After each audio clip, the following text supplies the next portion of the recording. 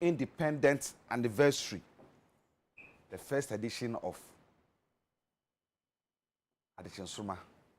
And I day Bremuna no penny be din komo papa. Komo edos. Nansa na no. A very good morning to you.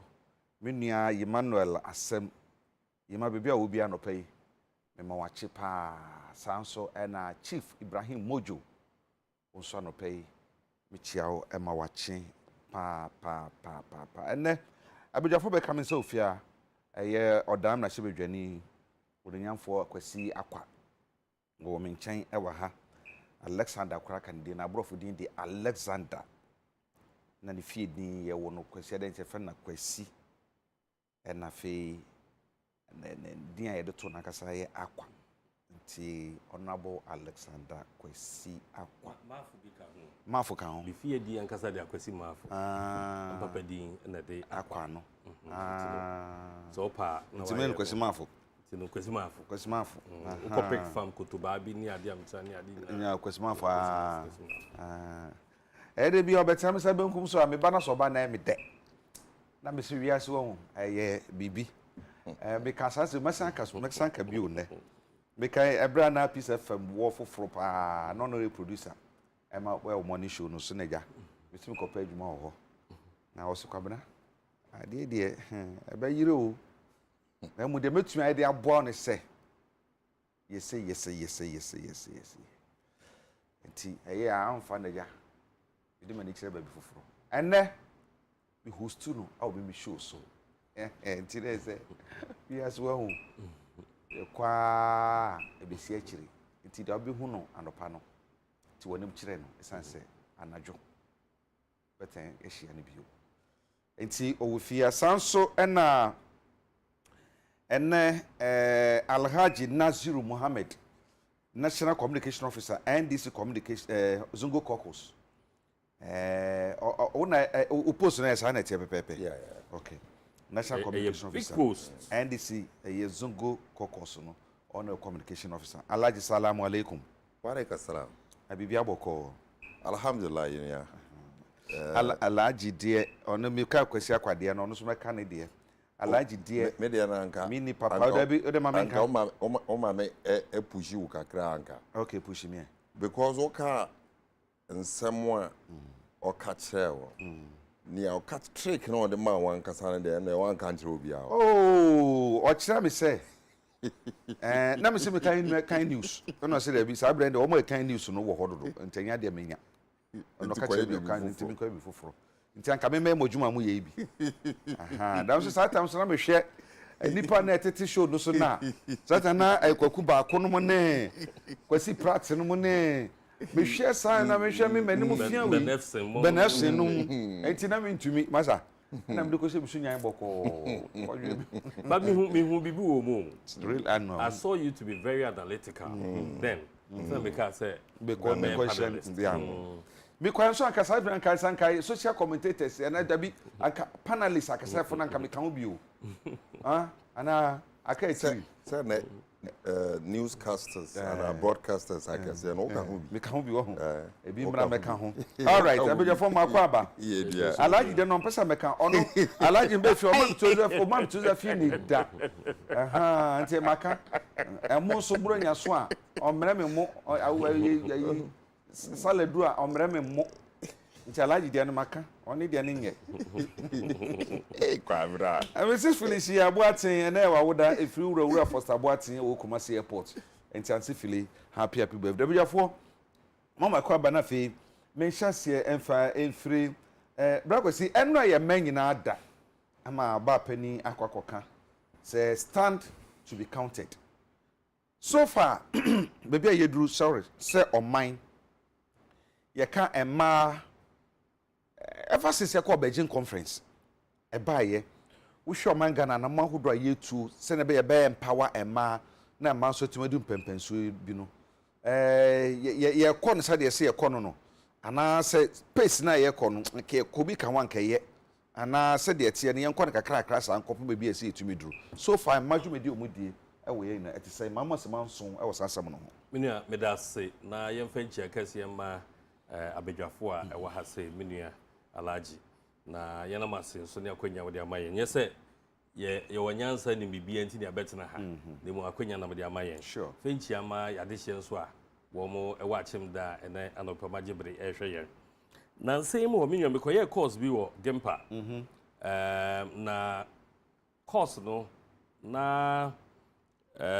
one subject ye gender facts ye si ade wie ye no na mehu say sa gender ye preach bebre as a journalist about women issues ni gender no a ya na coverage no ye die kira keke but me got na ase ye kire made ma mesu ade na mehu say gender no ye much more than ne ya ye ka ho asem tie no women's day me commerce bedwam na mo commerce bedwam ma wo commerce bedwam etwantoma see them say commerce bedwam no ma no 40 dom kuma wo 20 na dom question so 20 nti no wo mo twantoma kro by a statement by me debate ye contribute ye wie ye no na am say nwum bia o metwa wo mo nyina to nwum no bom na nwum ko ase enkoye papa omo hunu sania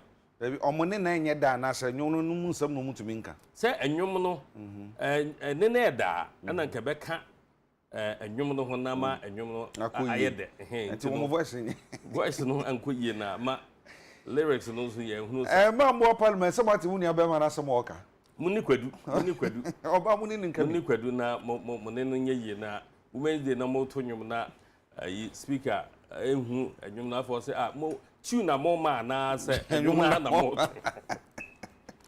but the women issues ebe focus na me wo ade bi na me sound a bit controversial kakra me hu ne say ya ma say emma no aye pese ye ma omumu eyeduro no rather no ye ya ma emma no aye vulnerable ade nti akasa asani ye emma no ye buom say was your mom special attention be but me was so much confidence in Emma to an extent to say near oba beka so obeye no odisi na ni so a obeye eti me hwehwe say enka women day bi say no ye ma ye ni enko Emma etimi abreki bias omo de to enra day no so no na woman nkyere kwan ya mafa so ebreki bias no than say ye be pray say ye ma women special attention because woman say we are supposed to be in a male dominated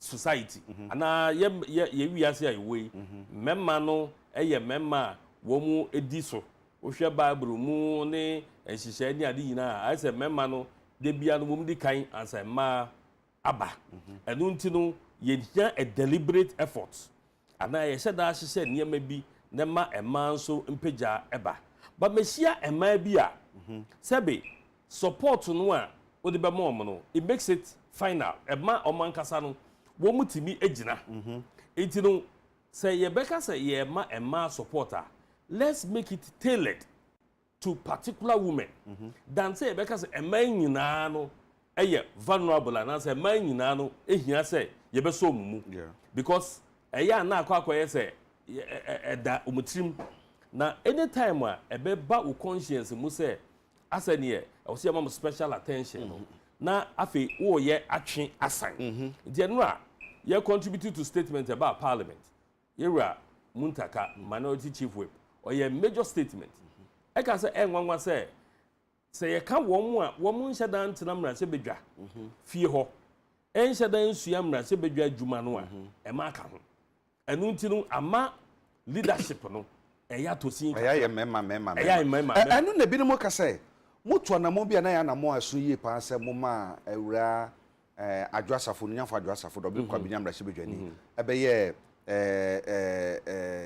deputy majority leader na e laudable but musanji fini semne se tumi na mo se mo de mama no musanji sa tumi ne corona from sem ebu mana ba mu mra se bedwam obi kasa ondika kire se sebe oka uhwe leadership position no a ye ntimi nhye dan kase chinchina achi a e wo se kom ma ho ne ade wo hwe performance ansa because oka se oye oba nti fama no me nkase ye nuaba adwasafo the modern bo enso ani but ye wo ehihye bi a yegina so de ma leadership positions enu nti no wa serve ye ma ne ho kwan e ma ne serve ye in the current term ya ye wo mi empanimfo adwen mu no na ye hia se emema mienu ana se de owo sisi afenyo market no en support yera or say bonsu na wo hwe a chief whips no ye wo oba ba ko NDC fo nso e wo hwep asoba but ye yaka ye pedbria ye benya oba as majority leader ye be pese ye benya oba as minority leader so that's a say juma no omo no mukura mra so bedwam enti no uhia eniede soronko bi uhia tema bi na wohwe the way a yen ma no wo body bra o ye na dwuma edu pempenso bi a sebe awo bebam awo ba mu a ebetwon akwa akire kakra baby a wose wo ye adwuma no kopem no entimi enko nkopem sa obohe no na ebia efie nsam nti no wuntimi nye available anase wuntimi nye ahofama abere bia enu nti no yes yenya speaker of parliament da a oye oba ye bere su yi nyame ache ya de ye president opa ma ye die nti wa fa chief of staff a oye oba wo hwa se the cabinet mu anase the ministerial positions mu no ma enoso oba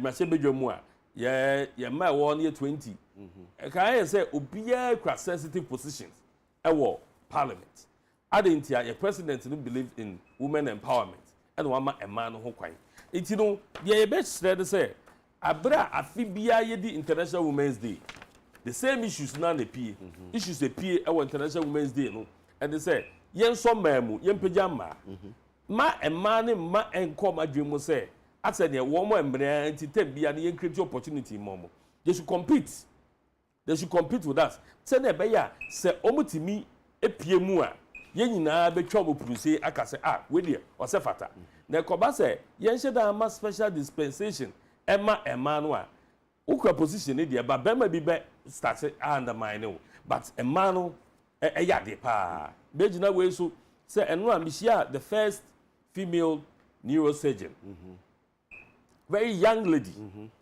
mishia no ewo program bi ase ana bibisa an say obeye de no so oba women's day program ni bi na it's particularly because of the position say oye first female neurosurgeon ana me engage no ebisa an say Adekye na share in Kuran. No, so she set her mind out to do it, and she did it.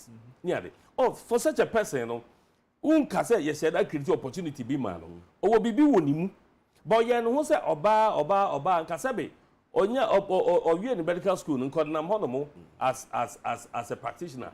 And I say Fed is a medical practitioner and now nam honomo. But look at baby what Froa could do. I identify no as somebody who has come up as the first neurosurgeon. It you know, ma a man timu nyom de say because your special creation into no. Yes, then create special opportunities. Emma womo. Ebasa no a omo innate and answer inborn talent and answer chedie bi e wo mumu no. Obeka because e yom say tem bia no. Yen create opportunity mam. Na me oba. No who so oba bia bosotora. Ebe say mema de oba timi ye no bema so betimi aye na bema betimi aye no oba so betimi aye honorable kwese kwa medanse na maybe say alaji is it because of our cultural setup no so na accounting and man no I say na e man no so nya dibre ni wie so a how do they use the dibre say bia wanya dibre na wie no so wono na eye CEO so no no ye we on ye we a or handle the same maybe some question way because ye hu many be a omo dibre a omo de hobrase na ye dwo bi no so ahomaso pa ahantam ahantan pa je say wo mu wo mo no wo ye adwuma hye na se no kran fa anya hwe kura enti at the day no ono ane hu ma na wo adwuma mu hona na be undermine na ma na adwuma fi nisa enti eno akoye ma nyina ada no Ghana ba penny say we should mano should stand up to be counted. What do you think he said? As I say, you 65 years. So 65 years, Berlin conference, Beijing conference, I'm say Nana Kura Judge Maron's time. yekoba ye chi na bepim sabre no wo se emma ko mani abrabom se de e bia ye hwe kwan se betumi aye na no nso mo se ma be enson saa ne di ka de nche sombo ebe ma ahwefo nyina na ma san agya kwanya achia me mame anti amuda awo makola am say 6th March no na woda no happy birthday ne me o man so birthday pepepe me papa so birthday 6 March 6 March oh me Madam Lodina Mahama so birthday ono so na ye the same 6th of March 6 March na ampa so the happy birthday we wono so afisha pa na yaka say happy birthday kwama emma ehunhia ewo ya brabom say wo hwe even in creation yankopon ebo wiase obo nipa ne ne yekeka ho eyo no anka nipa ankasa ne pe se opese obi ka ne ho ena yebo emma se womo embeboa ma oman no ana se wiase enkodini ye nyina so egitu mu se ewiase ewo hon na efri mbode mo a emma abo esan se womo ena womo kra the key challenges in the reproductive cycle of human life. But beyond that, I was a science so ebusaya ho say one role yema womo play no yema womo the full role yebetimi achieve womo full potentials I know any the issues are abe critical yen to me yi emfree abrabo mu say every society may way of life any senior odwene ewiase fa no is shaped partly by culture and religion and also amwama emma ekwo echire kakra say if you take most of the religion women don't play leading role in the cultural activities in the account nemum and em say ye nyina no ya beti ase say ye nhyehyeye sefata oba betumi practice religion no matter what it is say Islam or say Christianity say Hinduism and play the role of a woman ebeboa amakanko aba families in the first place society and the world at large.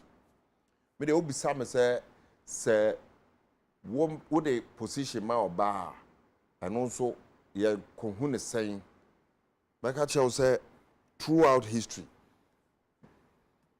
me de me hu oba potia waji position bia akwawie ekire no ewiase aka say ye nimia anka ya mfama because and ye ka Hitler ye bo Lenin ye bo we munumu nyina no a wo effort etumi ede ewiase progress by ekire ede ewiase ba stand still no up to now men say ya bo ba bi din in that regard.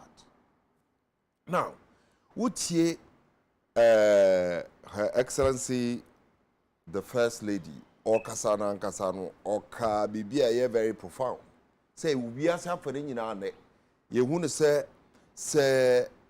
wo hwe ntokwa wo ne nhyehyɛ a yaye se ne ebe ya ebetumi nya asomdue no emu ohamo ntichemu 35% eye ntokwa ma etimi agina mu bi na wo aka ma yetumi nya asomdue na se peace no sa peace no eche sen ne yeja mema nko ekoye na a very critical point I was a pricking emotions any your conscience na bisa say emba no mo ya ne sen na wo mutumi succeed in that regard me gidi so say emraso say empre bebri nyoma ene ye nhyehyɛ a yeye eba no governance eba no yefie kura decision making eba no nsɔre mu eba no corporate organizations ne ne yekeka ho no was yenya special your friends a role ebe man play even in decision making send ebe ya you take decision no na you to me nya point of view how we should run our world and I say our individual organization. But Kwamna, yes sir, what can we there is a critical factor even as of yesterday as of today. Yeah, about a man. That group has been left out. Nobody is talking about them. And our money. Well, Wamuni group are belonging to the religious beliefs. What call the voter agencies here. You will be a friend in Trokosi. 1 year wo gu ho no eyema dodo. Wo ba religion be to say yesum Islami. E ma no dodo ano ena womo entumi enya kwan esan se womo eche womo eson mu aye nhyehyeye bia ama ma no aka ichiri. And Kwabna, as I speak to you today, nobody is talking about them. Say ye ka affirmative action ye can see anwa. We are talking about of course woman can say concentrate more. Debi man kasa woman ye concentrate ye was say you concentrating more on them. Yes, in America. Make say even as of today, a affirmative action, we are concerned about progressing the women development. You know, so group of people, I say so because it is still happening. Say akwala betimi in the hinterlands, in the area, very. If you go to some part of the northern regions in the Ekekang, akwala no right to go to school will be curtailed because there may be abefano so be worry no, and it is still happening. One of the newspapers, one of the newspapers scrapped by Sabaya could be 14 years, so I think so. Or the Edenema warrior, Yakwaje no. Yo, that's the case in the Shah Hills area. Sa young lady now, I'm saying another journalist, Omar Sanda, and now airport no free na busu afo say one more year crowd say omo be warrior man and then keka ho. And or the second highest scorer in the DEC now omo koye no e wo school. Enti I mean eno in America wo ba yenzongo ni mu no a obi hu no say ma no bebre ene wo ho. And Kwabna, I am telling you this, it will surprise you to know say womo ti ho waiting only to get a husband say the be obe ware no so and it is very disadvantageous say ye dream na se sankofo we yampa omo anka ho a na ye fi say ye yi bibia na who will be thinking ye nim say oh more urban areas a man who school in the ekeka ho. If our plan is zeroed on this now you just the chunk of the people except for say ye be ye bibi, they need special effort to bring them at par with the rest. So when you make an say they be yenso ye betimi nya home so. One thing we need to understand as a people, you know, say such investments say invest ewo say invest ewo the downtrodden one year won't need say invest ewo some group of people more. NASA investment, you know, should be tailored towards making sure, say, they will also contribute their quota to the socio-economic development of our country. Na Ghana be crabbe. Such investment, you know, investment sika to actually. Okay. Now, the whole concept of the women empowerment also all come once, and that when the affirmative action, she say, since the Beijing conference, ever permanent. We don't say to me, pass some of the difficult ones, even the right to information bill in the account. The affirmative action bill, no, and also our papers, our tables. I want to me embassy, a bema and bar to me from Kubi. Me hunu, our emia bebre. Some of the position, who military. Now you are peacekeeping. Now I do so. Now we are bar. Now we you cannot go. But you say but the say no so no adwuma na attach it no I'm saying and America no say it take a lot of physical strength. What you mean there? You know, And they'll take into consideration the unborn baby. No, we understand that perfectly well. Not just say woman or ban or unique characteristics beer. And no, and a sefata say. And a bema unique investment we be buano send a bear also be contribute to our quota. Me want to say any attempt to bring women at par with men and I say to create the biases and I say then close the biases and I say how do we put it to end the biases and bias. I don't see any such attempt as yes, Q BB to the advantage of the women. They be me who say BB send your bear you bet to me full potential of the woman.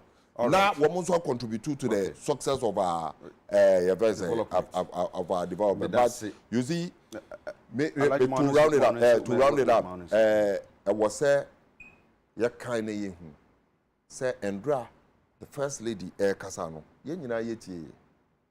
but one also a ba penny a Ghana for nyina ehwe say ye now na ye say corruption ban we mu na ye kan nde sika we akodi we and sika we akodi say sika we akodi say na ono nso ye boni din na ye kasa sika ni bi akodi ni China. Then she has disappointed the entire women your friend saying woman championing the agenda of women because wakoye oba sronko when your position inti near ye hwehwe ne se wo be bibi sunku in order to make sure say when ya waka e chire a wo ye ma no wo mo nso ebenya bibi abegina na emba so enya wo fa. All right, I like him that CP say ne wo so adwen chade aba.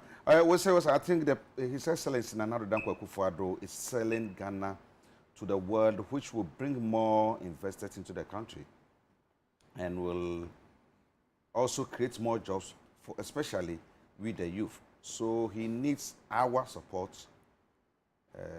Our here. Okay, he needs our support 100%. The opposition NDC is good for nothing political, nothing politically. What they know is to always criticize the government if he even doing good deeds. You just say blah blah blah blah blah. How do phobia so no say we are putting more pressure on the unnecessary tension on the women. How do phobia no say I don't know. NASCO Fufo say communication, MPP communication is weak. No meetings, no workshops. So and the anymore. I like Mr. There is this press statement from the Ghana Police Service in connection with Billion Van Year some sorry. Now, I got the chance and as a privilege to listen to an audio reported to have been done by a fellow police near, or no, I think, say, Yatitino, but it's region or J, the training. And then some more kind, and someone and wash. Now, we share the amount as some near iron yannick a cranwa. But I say, see, a war, I didn't put I could police in yeah. Police for at the statement about na enradi in or say updates on the police investigation into Billion Van robberies. 1. The police have carried out an intelligence-led field raid at the hideout of the gang connected with the investigation into the Billion Van robberies. During the raid at Botima near Ashaman, there was an exchange of gunshots and 2 policemen, Noma blah blah blah Constable Randolph Jima Ansa, and number blah blah blah Lance Corporal Steven Kweku Nyame, who had been arrested in connection with the Billion Van robbery, were shot and were pronounced dead on arrival at the police hospital where they were rushed for treatment. Some other suspects believed to have sustained gunshot wounds managed to escape from the scene. Further investigations have led to the arrest of, they said 2 policemen were shot. We see that by we statement on the by Kwesi Foreign and Sasha say I think it's on the 8th, which is yesterday. And now or day statement by. So so mo ko radio ashaman no. But in my honor, there was exchange of fire between the suspects and the police for no. E ko wi ase no, ti oboba I can nipa 2. As nipa 2 no, Constable Rindolph and Stejima Ansa and Last Corporal Stephen Kweku Nyame, who had been arrested in connection with the bullion van robberies. They were shot and were pronounced dead and arrived at police hospital when they were being rushed to the hospital. These people, no, Yes. had been arrested. Yes. Say me na wo bisa me statement in the by statement in the by na e wa ha. To story been arrested in very connection very with the robbery. Enti na mfa say in a nutshell no e ho no nipa 2 e na choba kan wa utie statement a omo police for. Afei also further investigation led to the arrest of 5 other suspects, 4 of whom are policemen. We are pursuing the 5 other civilian suspects who have gone into hiding. The policemen involved have been interdicted, and all the suspects. Only this way, number 58370, Constable Afisu Yellow Ibrahim. Dr. Sumenuye, number 58355, Constable Richard Boelu. Afi number 58525, ono Constable Rabiu Jambedu.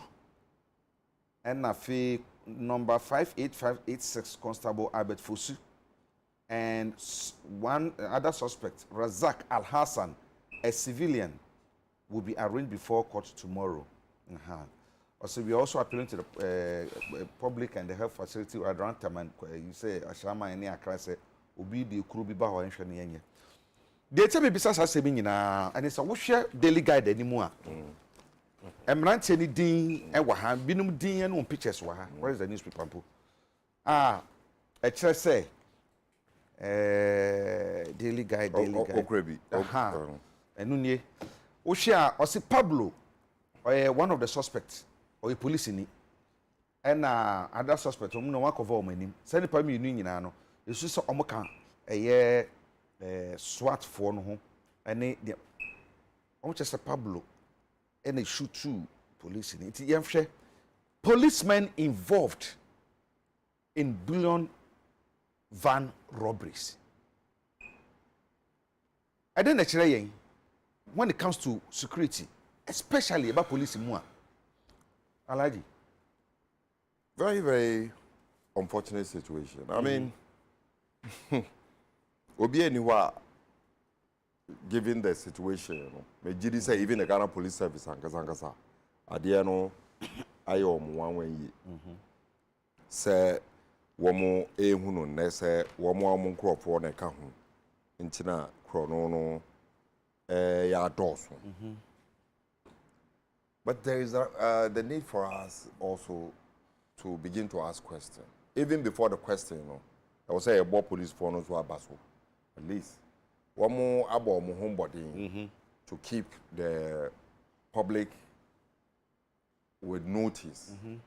And since the emergence of this IGP, a little bit of shift in the PR activities of the Ghana Police Service. Information in 10. We cannot also rule out the fact and so say, information say a free police for Kenya. You can contest it to it later. Because your recorder under the leadership of Tuwa Akufo-Addo statement be bar say police for no are on top of issues, knowing very well where I mean, it wasn't true. I mean, the police point to me and defend and say indeed information on Modema, is so accurate to give us confidence in the policing system. Until we can contest issues no Modema, and it is on that basis. And yeah contest asemono kra omode abetu justice here to the extent that we could read this point 2 no a police statement anymore. It's clearly telling you sir previously prior to Endrano there was a statement by the police that just said one watch investigation preliminary investigation in the bullion van snatching and killings you know actually say police if we can home and watch him prior to yesterday and Andra one more back catcher and say police for me so the question begins straightforward. Police for me no one more catcher previously said they have found that they are suspect in this syndicate one more no more kwachi and almost so do one more crime scene so on Jamaica and that's one more akọ obi hide out to say one more kwachi no and a nipa na botu and kum obi a and a kum sa police for me no way enkwa. You understand what I'm saying? It begins to raise serious critical questions. And I become me no way enkwa and also say oh they be and yet two previously no one back at so two policemen found in this whole thing and almost say it's more than two Pablo I'm a Pablo no cry to mu I say one of the policemen no directly enti no so on ya make no ball ni into osuro say oba beka into no ball ni to but my question no fine fair and good oh yeah but nipa wo mo ye the key suspect one kasa wo ko hu wo mo say wo mo ka system ni mu den na wo fa say nipa no you don't go and keep him now what for say nipa no dey akwa another scene how would we know say wo mo as we speak you know we can't say emphatically say the pay me no be can chi wo no and omdo call no makosha but what they are saying the true whatever the case the statement on the buy no say omko ashaman no there was exchange of gunfire correct and the police two are who had been arrested already in connection with the bullion van robberies were shot.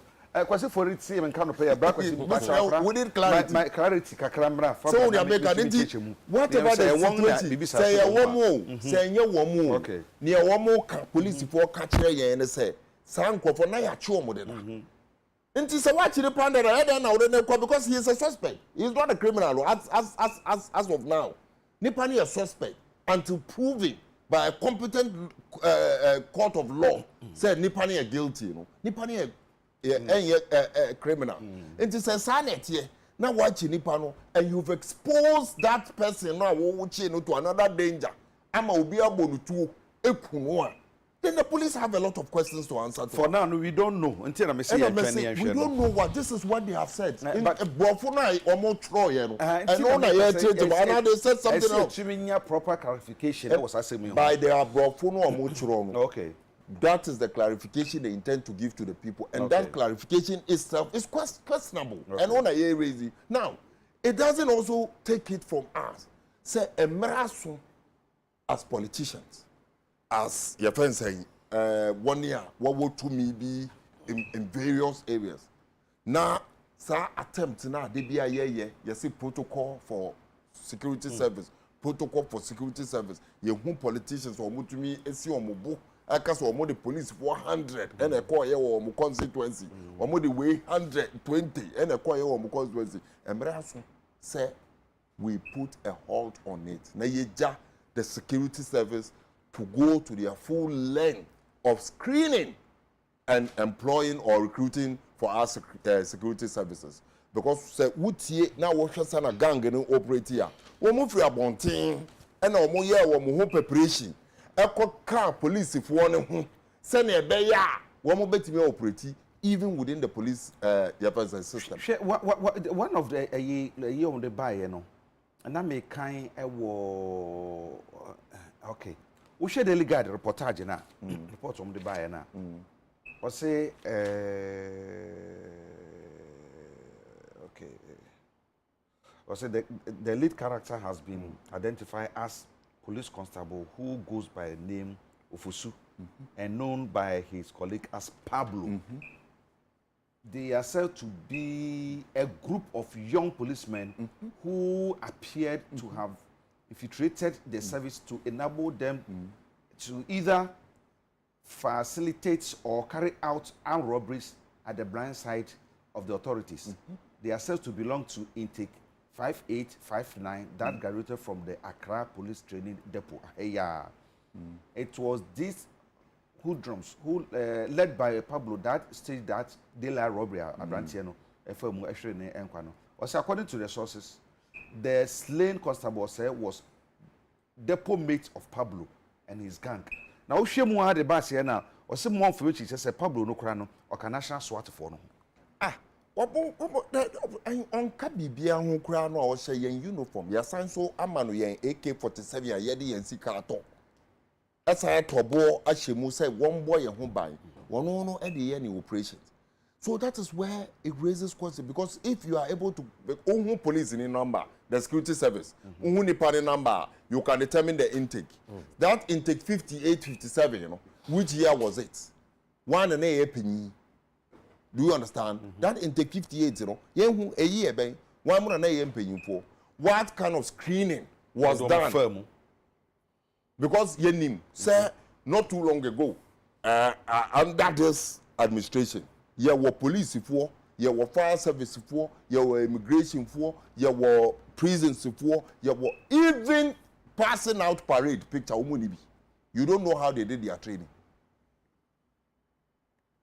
Even passing out parade, police, it came, a lot of people complained, they reported, why would they recruit you? How was the recruitment done? The number of months, the recruitment exercise. Admanfo Bebre, our security service money, they didn't go through that. It is a fact. We cannot run away from it. The security service know it themselves. You can say, we know it ourselves. If we are talking about building a country, now, men feel say, obi time party bintina, because the aftermath in Nsroma and Nsroma. Yeah, I've always said this. Say, yeah, education, now, obviously, free education, and I'm on pair, and I say, and once or twice, say, yeah, baby, say, because the education is not so deep, I call any education in you. A Juma was so quiet, say, a police who, so a quarter, okay, last 2 weeks, will be a court. Now, a 2 no crown, prison officer, now, bow court in. Accidentally. What? And then you see Ghana court. And then, you started say, prison officers or Modi to record. Why is it happening now? In every serious jurisdiction, you need to begin to ask questions. Why is it happening now? So, no, no can, or no, no born, or no officer, no, whatever, into a kobo before Franca. Prison officers no Modi to no court, they be adding to the end to that, and I video, I start to say, like you would drive a car, they be also many years, so to be the film Dakoro. Oh, yeah. So, I accident in it. And I'm say accident, say, see, you find the cause. So when you make us, so one say, you find the cause. So when you make us, and I make us with couple with the issues I and say police for Nankasa admit and say, a bimo, one more share, sending one money or any one operations in it here. Which will say, one more police in to perform this dastardly actor. So you will do no bebre the Ghana Police Service was assembled. Yen Timaimu for so we have sent a bear between our police to get rid of 1 year what it is our security and only intelligence at Debiano, you bet me a police intelligence unit. One more information via Kakrebi, Yanso, Yadiama police for no send a bear between a cabin because we are danger in our society. Nipo bebo who buy no, so no one can say show where we are. Nah, it's very important. I would phobia say, how ye recruitment, you know, and also a can be pa, and I'm an abassa, and I made bisa on our book. I got opportunity to interview Bright Odru, former director general CID Eufia. No case should be a pain. Sir, or quite a fast why you recruit 2 police for say no, no crane protocol see nyaya the next few years at the end, the police as an institution, no, and we some year pa. So way a bribi as say a wake up call the my said Debbie, baby, I never make a corner ya she. Now so we share crana, some swat free, and your mona I also west will go on some see. One more a bit more or more some sorry, I'm a short committee crack. I say, commission, they can say, young goose swat team. No, and it say a year or moon no or what they are. Now, what kind of signal and I send the actually a war, SWAT team, and nothing so no police as an institution, Uncle Sansono, and then I account their form, sense a very alarming, which is answer me. Many are several ask them, say police if we are also mobile home buying. If you move be say, I'm robbery, coso, sabi police need be ato, I will be this year, Gradon. You police for be and a bonnet you. Na say the asemi air dying recruitment processor. Halaji ne otie no can say you.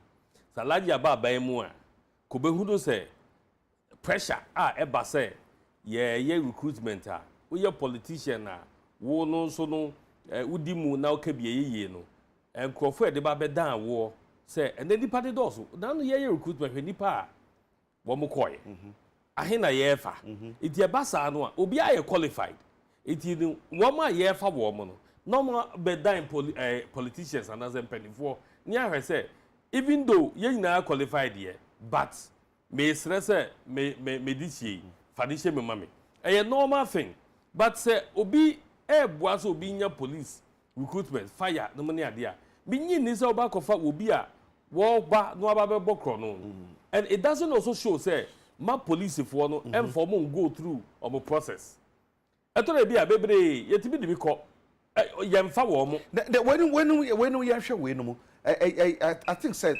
through investigations e be say a protocol na de o mo call ye announce say almost for the right procedure mu na processes mu and omo di nya ya ye be say as investigations e to so no ye betumi me nyi say e be ye protocol because protocol da e ka no enye say wo call ya pe so protocol ti ni afa na e na se mu ya kwanya wo ho say wo so be ka bi na uka bia nipa no won qualify a yemfa no ne tintin ne dibia ne niema bia wo ye ne ade nye on say police ni a wo mo mfa wo de hweka honorable ye onim nipa bia wo police mu say ya e betumi aka say ye can say o qualified education wise ni niema me nka say bia sabe nipa na bo na bia te sa say bia so wie ss otumi ye say so tumi so nipa na wie ss e bia ne school kokora no wan kwa nu bia and so through politics into no when you kwakoshe police we be ni hosa e bi wo ho e bi wo ade obetimi aka say sabi nipa no e bi wo nsa no dwuma bi police for no ehia so that say police for the fa wo mo mfa wo mo mako school ku asa obu anu ma say police for the fa mo ni aduane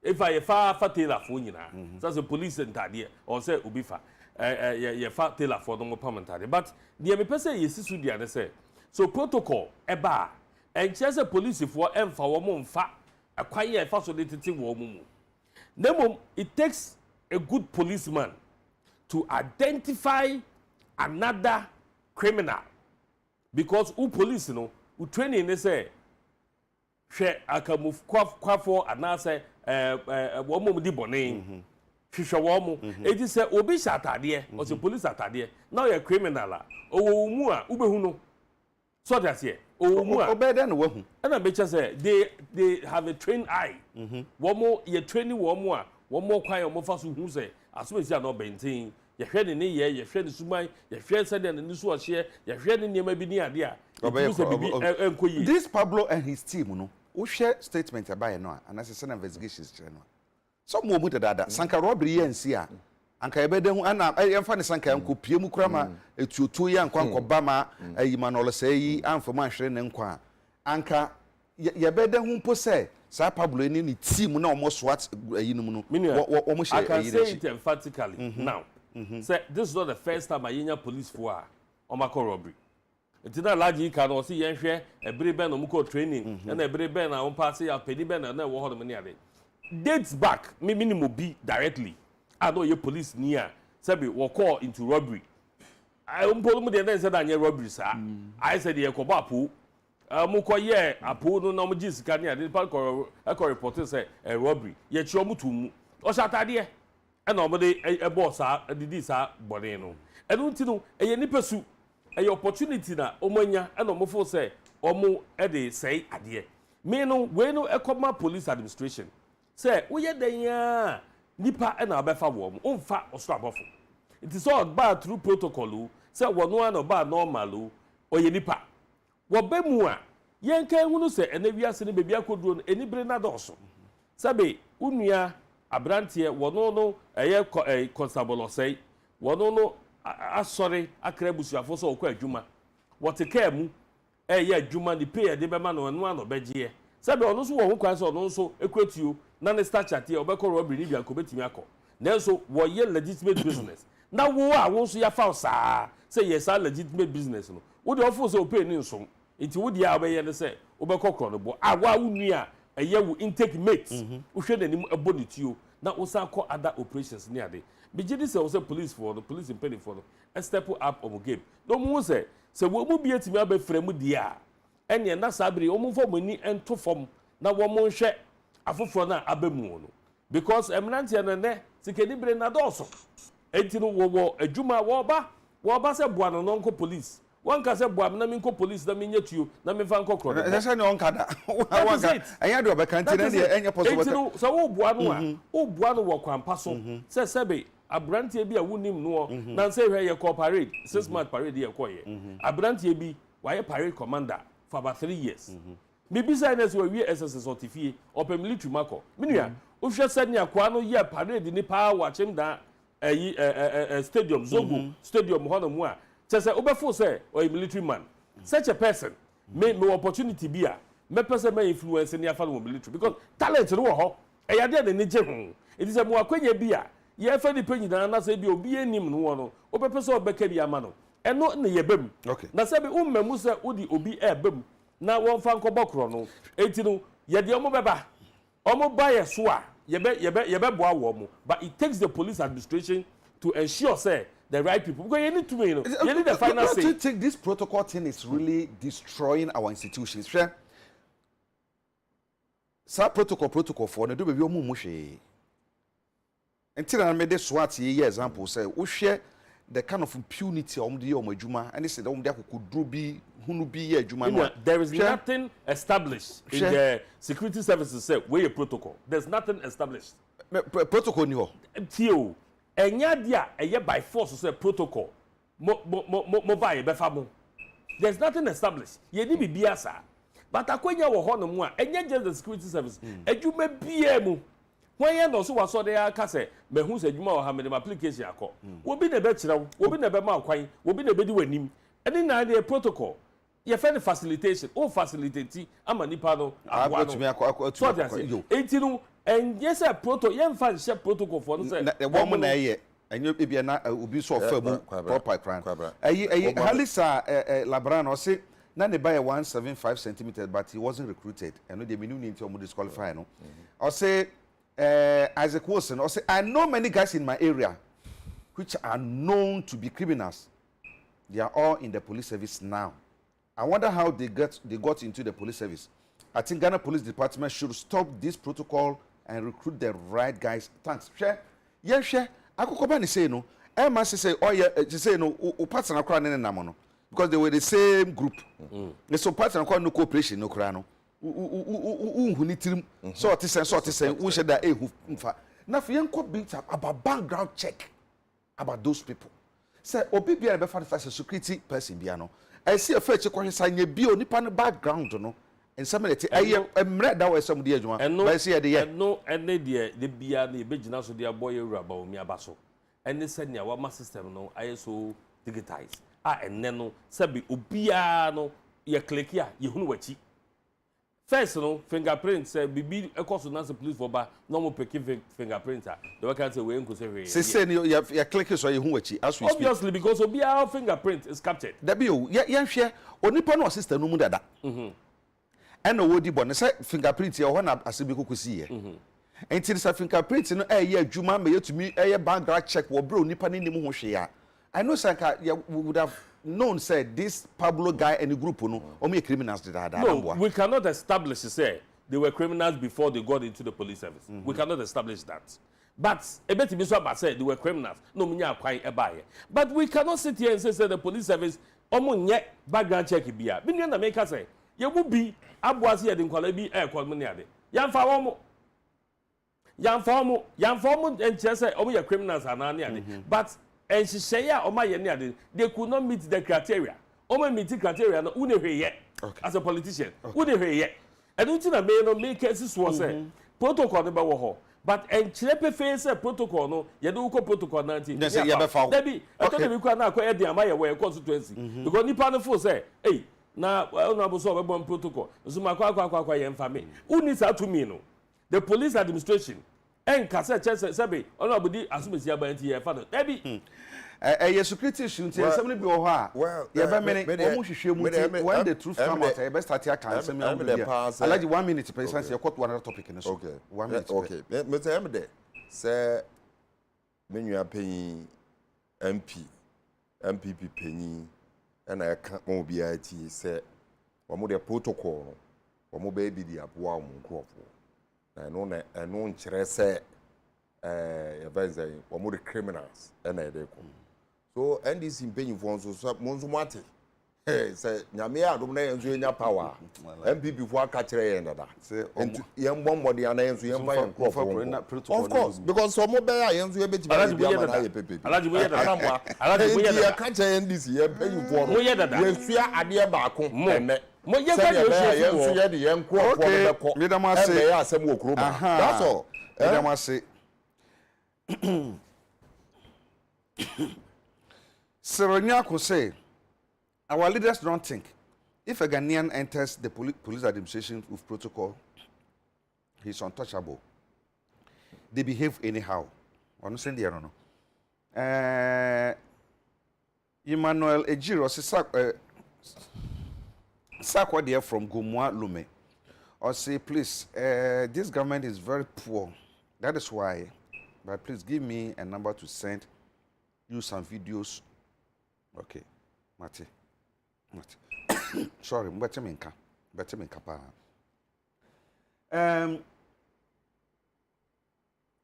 Yanhwe. Brakwesi. Ma me sha sim firo so. Sa sem we they can by say economy. I mean say the first time we be din komo an kraba ha no me no di san komo no fa economy. I mean say the economy is resilient, the economy general economy ni nhwe. World Bank country director Pierre Frank Laporte say the government should be truthful to Ghanaians about the state of the economy.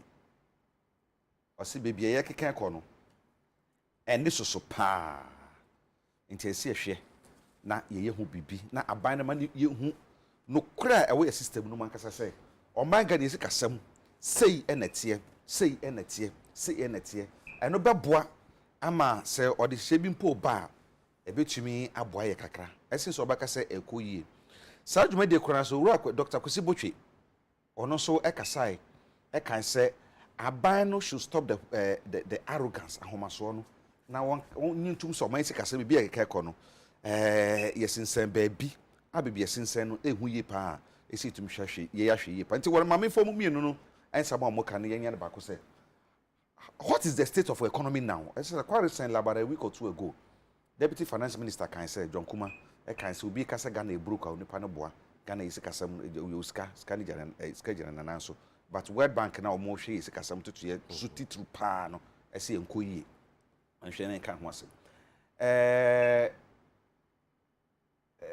think Vice President also Nancy also can say, Mampeda Mahama, some more can say it's a casamunia di Jan and answer, and also.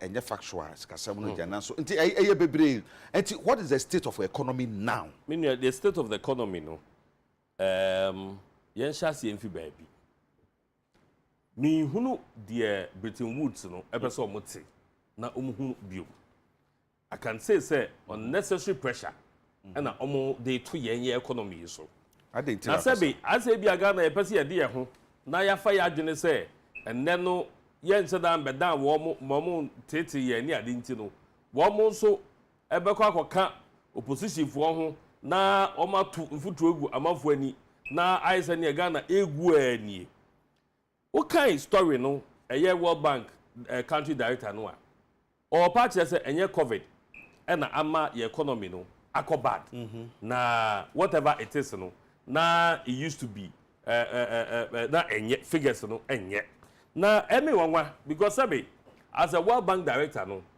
at any point in time obiya no say wo mamu ha na wonim say the economy ne kwa wonim sese a ewo ho and na COVID nso enye Ghana nko a na hate ye eye worldwide ade obiya sofa and the economy be any one more it is say na etie na ye were figures actually said the economy was doing well answer COVID ever and we have explained time and again say COVID cannot be taken for granted. We cannot run down COVID.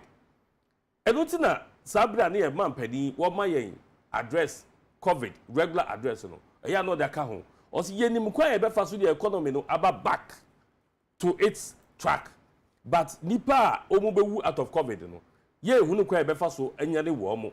Enu nti kra ne yen theme for the 6th March year e ba ye bounce back better with everybody on board. But I'm say tebia no nka aman bi wo ho no mu a wo mu duru sabri ya na omu di meka e de omu ho akwakodan IMF World Bank no mo ne ade na omu hye ye so na de omu pe no mo ye ya ye tinti treaty say ye nko no e na bia ase ne no omu de pressure e to ye so anytime bia e de be gade e de akọ abrofi ho ye du pempenso bia ye hunu say wo mo kura so wa ho kire. Look at fuel prices. Fede ekoso. And the country buying and na make alaji. Say there was a social media post here. Anchor say wuti way na wo ye program South Africa. Na now so petrol prices. That will break it down in tears. Because what say the way our prices air rising no a good economy no.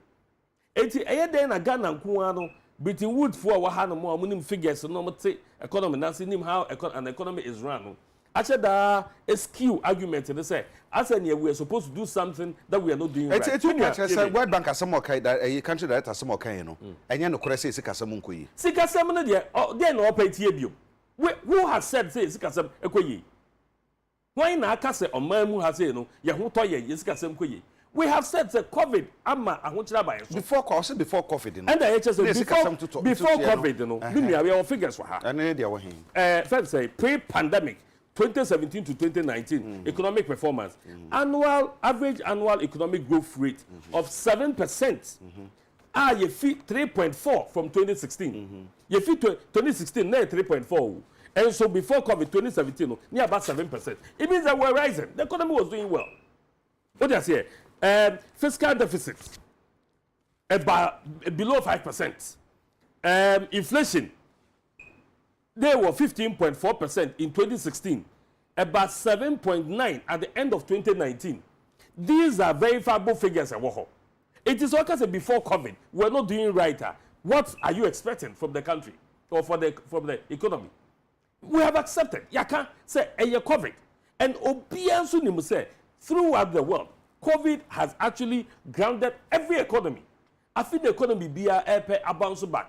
Yet, you see, young IMF wobium, young World Bank wobium. And when yaw, and another time, near big and Nsroma say, not the open catch there near the. I don't think they'll just want to join the opposition forces and to be saying, say, as there's something we needed to do and we haven't now. But, sir, young baby a fee, Kufuabai, the economy was such a said there was a co-epic. Yet the Ahunko die say, Ye ka adum ye, ye ni ye, to monye.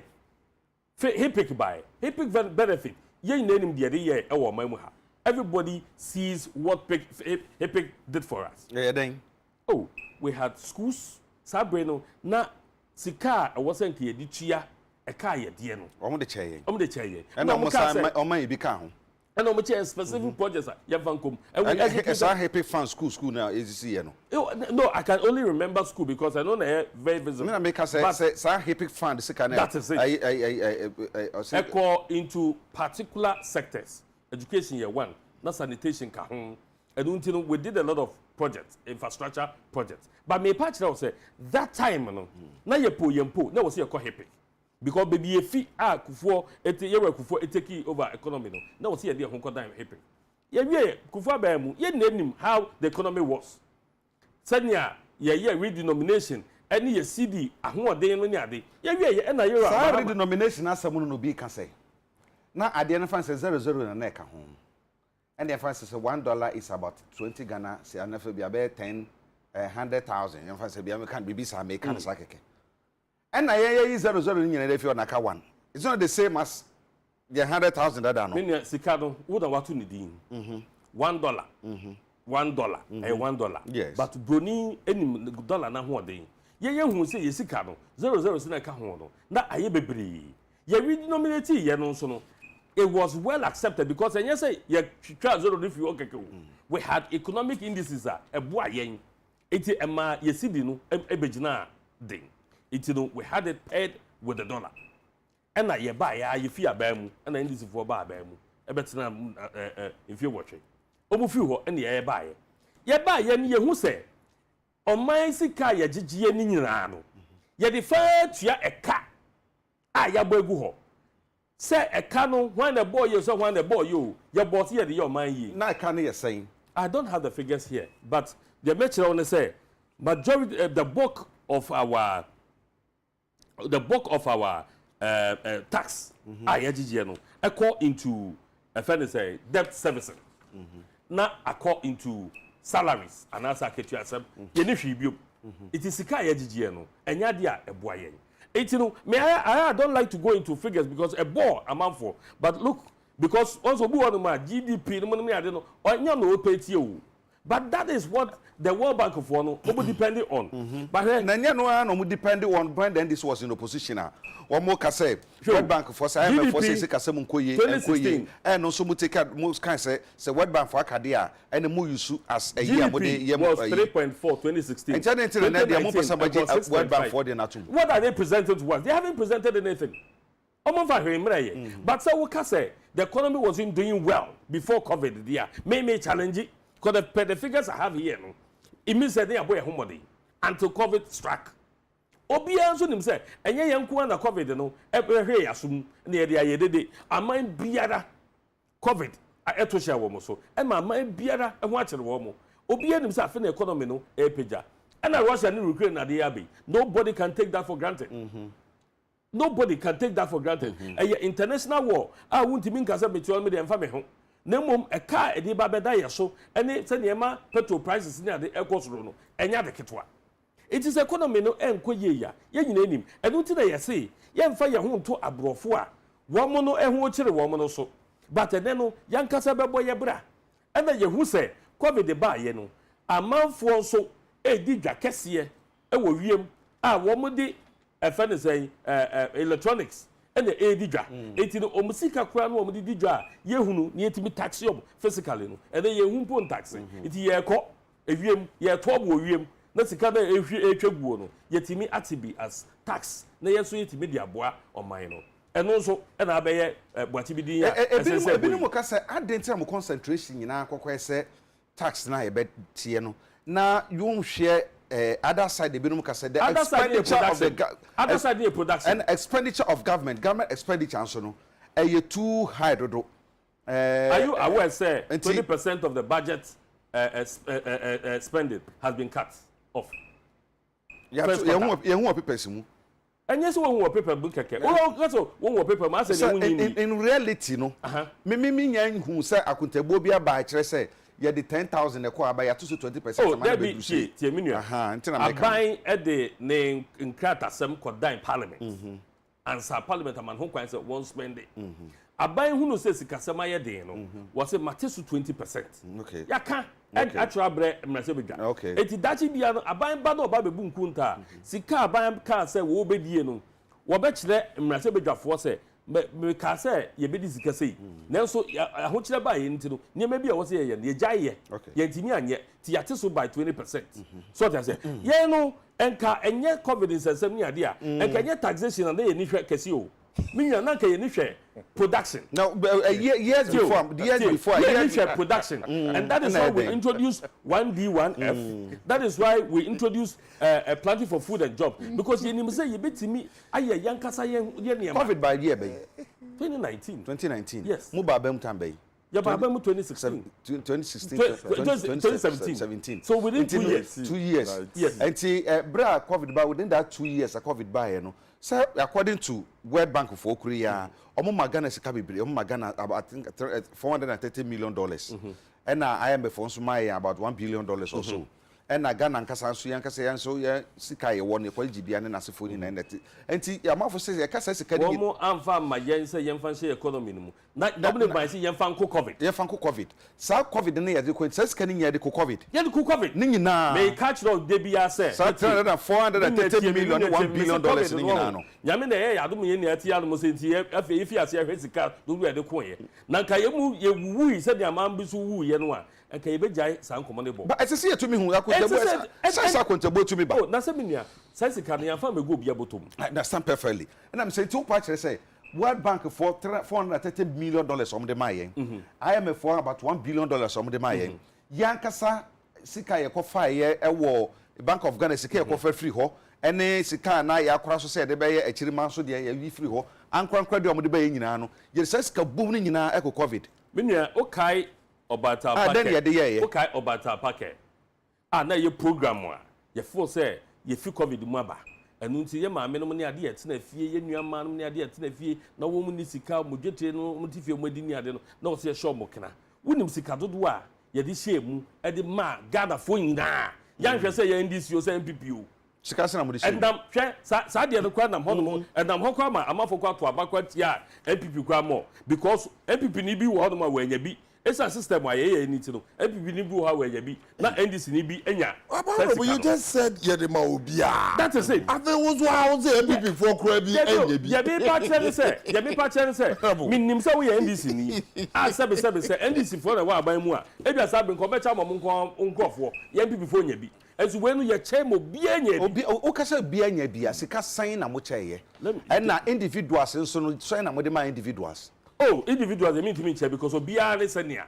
The man highest and the man less. The only lowest and the highest. Many figures, no, but I can get you those figures. Okay. Because Ghana Enterprise Agency, SPA had most of them. So we have the records there. We can give you the record. But me patch say these are strategies. Okay. On my no etimi yes and be betimi aboa. Na yen timamufuo no a yato abama oban so mo mehwe na ontutu niema ye maye no ahoche na eba ye no enkunyan eno ti de da so ti ase ne nyame adaroma enti se nia ye mampani hye niema na enne yabo na baso ehunu se COVID bri mu no wo bia bo ye nsam ema Ghana se Ghana ayade na se nia niema ye wuwu ni nti no enne no ye tra hono ba ese ni sky ba ye no na do so aman bi bo ka tin de aman be na wo West Africa sub region here bo ka chen Ghana how betumi da yen hwe so ma yetumi e dey we discussion na saying ye program bi Commonwealth Parliamentary Association MP say wo Commonwealth nations ni ade nyina e ba ye Senegal Seychelles many ade nyina omo ba ya ye hwe about COVID and quite fast to handle ye no wo mi na aka say eh that say and a West African nation mutimi so COVID anu ana aka say na mo boy mo dwe mo man for ho sa we could not do that. Correct. A question we could not do that. We could not do that. I'm very happy say one kasa waje tu so one kasa hwemuni mo ka kire bo say eh enti sika mo asai wo COVID mu. They didn't even look at the money, but they were looking at the effort. Okay. Alaji, Sadan was meeting. There were NDC MPs. No problem. Yeah, you know, and you defend what government did for people. Okay. Me say, Alaji, messages be brave, panaba. Now so, Nana said the honorable should not defend this protocol thing because the MPs are also victims of these attacks. I'll say, sometimes the money they take from people before giving the job is too much. That is why we have a lot of criminals everywhere. I'll say, Amadou Ranger, I'll say, I wish there is a number that I can call to say something very, very important about these security recruitment issues in Ghana. But unfortunately, there is no such an opportunity for you to call in. But don't the message enough for her. Now, I shall near the home come up. But the message be about so yeah, and can send message be. Me pacho actually my number be now what the video na for ba na ya hwe ne yo o se bra oh okay Ignatius new hwe pa Ignatius Joel famous so say national national service for allowance mo fa mo e no mo so munya alaji World Bank aka odika ka I remember I think about 2 years ago said yen share the way I think IMF and I say World Bank I can say the way ye prebosiano we should be very careful yen tone down kakra na ye hwe sika sam to say na be bitumi abo anya say be ha adwene ye didi mu a the economy as being said by the government in say economy ni janna so pintin ebe pim na World Bank for chere say our economy is in crisis, serious crisis. Sana World Bank for worker. And you request so the same lecture and also Kasal found say Abayan should be humble enough to accept and tell Ghanaians how the economy is. But to see many questions so that near a World Bank for Nisa Britain Wood institutions in the percent. Omo say Ghana for MPC call or Mwakwaji Bishan Beauty and Omoka be there going with you. Most of whom is saying.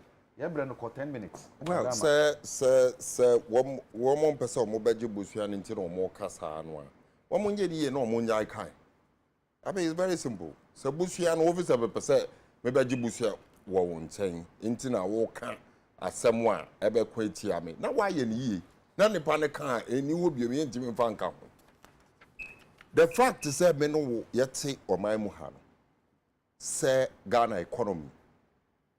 Abeye din atete apansamo enye me and American am here NDC metie the Minister of Finance in one of the town hall meetings. I think that was Ken Oforiata or Catcher Ghana for say Sikasemono enye. Yes, it's true. Correct. Enye me in America be it is not NDC saying it. Endra me one of the deputy ministers of the of finance John Kuma. Yeah. Also, I to Musa, the economy is in crisis. But so no last week I can say economy no. Ni crisis be and na say for. What's the change of way? Me say apemo. There be o maybe Nsroma me just a minute. Please. It's about what we are talking about. And then make us a World Bank for the no mo pay hu bio. We have declared ye hu no say enkoyi. But we think say the paradigm shift is here. This is where we need to go. It is you. Okay. Having even, you know, set these parameters. One can say the economy is not good. Problem about in yes. You have still not told the ordinary woman and what for the new man or co. Your friend say circle a cotton and the folks. What's not kind anymore? Your sister, fair no, lawyer fair no, better anymore. One car she entry. And country say in the next 6 months, adia yedi atutu formulia ebeboa ama we are free to be a woman. What you to? And you are not saying anything. You don't think World Bank that is concerned about the economy of the world. You are members of the Bretton Woods institution. You are members of the IMF. We have told them. I was saying you are concerned because we are member selected group. We have told them so. We have told them is it not a concern for IMF to start raising concerns? Or mine they have interest. They expect to get returns. So we are making it is a fact. Say what call you bond marketer Ghana yes, according to Bloomberg report or Modia Beto, say Abeye near Woho, Yensika de Woho, a car yadi Woho, a dorsum. I may be to make a ducrasa yebitiano, Yentuvintia, into Bias Russo Obama and Sikaho. That is a fact. To say, ya Bobusia Samane, ya Quatre Quaffo, Wundamwa, Yam Fessica and Maubu. A fact, and so say. IMF, I can say IMF. You say IMF. IMF bar. Adia, one more bayana say they would ensure fiscal discipline. So in America, fiscal discipline, and no MPP for Woman entimi ndi so because senana do dan kwa kufa do man penyi esore so okofa the plane na IMF for kasa woman nkwa obeko. That is all fiscal discipline. So I say ye basa no. IMF for behwe ama mo jai sa say ye basa. Enti se sa na te dia na won twa free SHS o ka to say twem na wonya sika o meba o ka to say twem na o chena bi we twem enya sika asa ba ye biu na one kasa wo de wo pesa wo pesa wo be 21 hwa ma school na akopem into the between this and on bieru no which one is important awufo no kofa sika wey no mde aye maybe tia the cost of education abai amampanyin na do dan kwa kufa onya sika wo he na o de kofa plane na o de odware wo mu onya sika no wo he dem say asem na mo kan to gidi say den plane e dware wo mu ya hu plane na omampanyin ye de beto ho a ye nyina ye hu so omampanyin ti mu a plane ni mu no ye hu ba hu ni ya ba ni jacuzzi wo ona do jacuzzi no what the plane na jacuzzi wo mu da me sa omampanyin plane ya jacuzzi wo honorable Dominic wo de ka sa asem na say mampanyin ya ko so wonya kwan wo dware refresh yes na refresh just dware okay when refresh no say sabe ukoja wa na gwa wa refresh o that's it what was to refresh also to refresh person o jala de mo ko bie mu na o jala ya kasa se mi na na Ghana for team say ma pedi jari o play mu o de meba ma me ye point specifically no can shower I also refresh. Yes. And shower. Me man shower. Ayo. When you ever basu. I like your time. The fact is say yeah can play shower they would ensure physical discipline. That's say yeah basa no. Untimi ye bio. Inti na MPP for ntimi nko. Enye no nti na omoka to say ombeka say omunja free SHS. Ombeka say omunye we. Omoka say munja na mo fosika no nko to awofo account mu a wo mo betu ama wo me. Ano nso untimi ye. So who was the kind of betibaya? Then do it that way. Enti kwara yeti omai mui assemble kwa eye ne wo ho. Eye the depreciation issue of our city.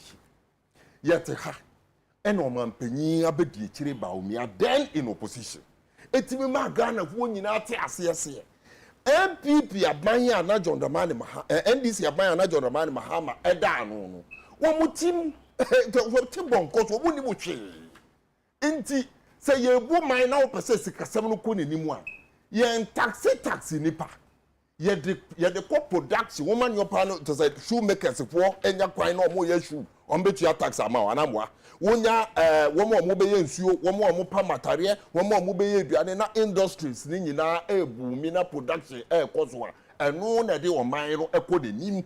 This is a statement from Baumia. He is today the head of economic management team of the Republic of Ghana. Mrs. position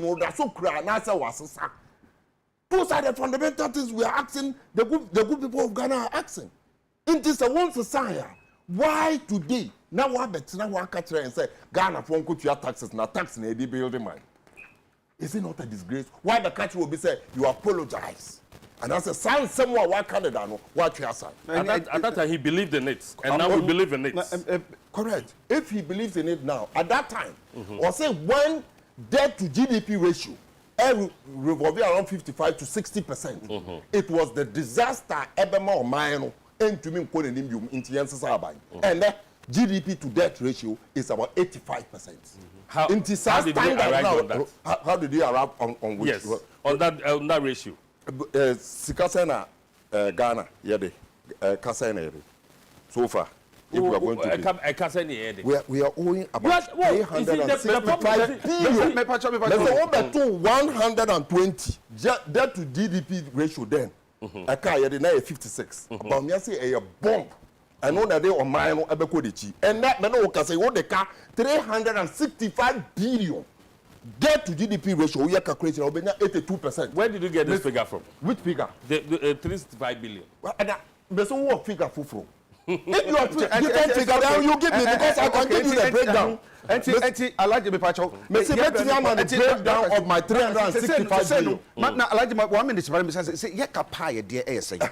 Correct. Public debt. Ultimate fan to just say, as of now, car edini baba yentumi nka baba yentumi tuda ono ka kire ense John Norman Mahama yade enti ka sen no man de se oman ye de ka bia sempona kapre tie when it comes to these figures NDC for be fa omo figures okay na omo be I think say it's a challenge on us to present the right figures. And what is the right figure? Manen kosonomi right figure. Okay. Alaji mo anu si ebra ye be.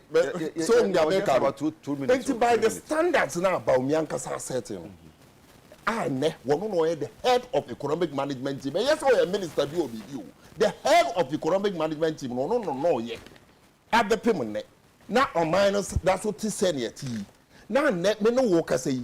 When one person and say if you are in doubt, check the exchange rate and check the forex market. And net dollar who got Satam no casano, not dollar the number 4.1 was a day, 41 was a day. And net me no work say dollar number 8 cedis per $1 because in 7 point something. Alaji, how do we determine the dollar rates? How do we determine the dollar rates? As in what? In cities. A dollar rate in cities. How do we determine? Say, a dollar no, a cost. The forces of demand and supply. That's it. It's everything day. Nasa, we are not producing, but we need more dollar to be able to get more. In terms that is why you have sales. That is why you have sales. You have no business coming to talk. You coming to do. Tamana and this for Bemuno. No more no so na a different from the conditions were not like ours. And that is world fuel prices were not this high. You are before 120 per barrel. 2014 we bought moment of $400 after $120 per barrel. Have you bought for $100? 2 weeks where friend is saying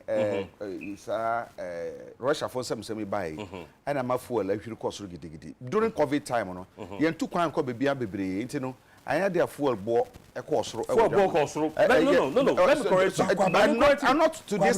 No, but not to this level. Production. Low. And I'm saying not to this level. It has increased over a period. It has increased over a period because now production costs. You and I know, Honorable, that thing is a windfall for your government because Ghana is net exporter of fuel. Ghana is a net exporter. It is a fuel increment, you know. The month it could be a one down getting home. The ma MPP are buying. Say fuel increment now. Yeah, will be at happen engine. The ma MPP are buying. Sikebia one down getting home. Because so why are protecting this is a fact. Are you contesting that? No, I won't because contest. from what we are going to sell, we are being Sikebi so unfasobi who projections because we are net exporter of fuel. Into prices of fuel na ekoso ebe magana sika you better prices so don't bring the issue of fuel increment. Don't bring it at all. This were the argument. This were Baume's argument against John Dramani Mahama, and we are using the same argument to him. And do you see our economy say a serious crisis as being said by the World Bank in the next 3 months? If Baumia, Dr. Nana Danko Akufo-Addo, finance minister ni woman paying for the finance team economic team no, and to me ambegina and kasa boldly like John Dramani Mahama did in 2014-2015 said let's do our own homegrown solution. Homegrown solution na muso mumpini.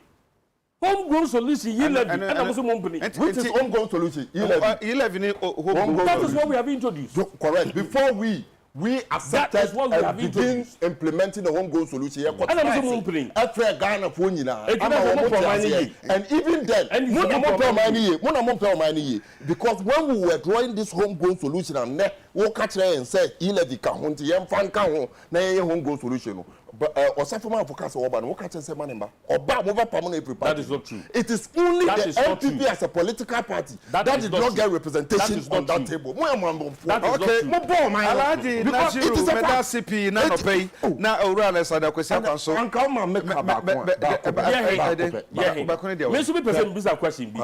Have you checked how much Ghanaians, oil, good people of Ghana, wow, muye juma. And yes, I will call or say they eat once a day. Sir. Once. Alaju ha. Once a day. Once a day. The situation in which we are. No question. Mama say question. Some for me said the economy no. Say na World Bank for Kano.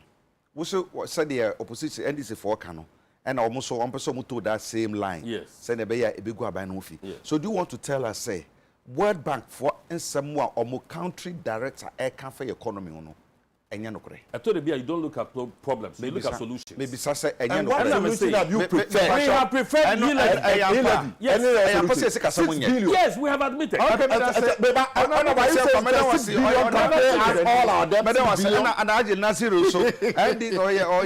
communication officer and this Zogo caucus and they didn't come out and they are not pay. Minia Nana do US of A Nana Memoachano papers and that's one year. E do na person hwe YouTube on na na mamento nka na meto nka che na na do US me da se papa ene wu nkura nhye fa nkra na ma ujafo ma me se na fi yehu de ebe ye me din me youth organizer your friend Owura Erondonko Ochim Odan youth organizer or pray akọ regional enu nti no na pemiti ya no se MP me hwe wo kacha man for say wo monto ma no ko region omun siesie mo mate nti o se okọ region nti mun siesie mo no region on beto abadia because even branches cry and blue and me da se nti e de be sia adomu de adomu a ochina Adekye Nsroma be san ba yakra mu nyina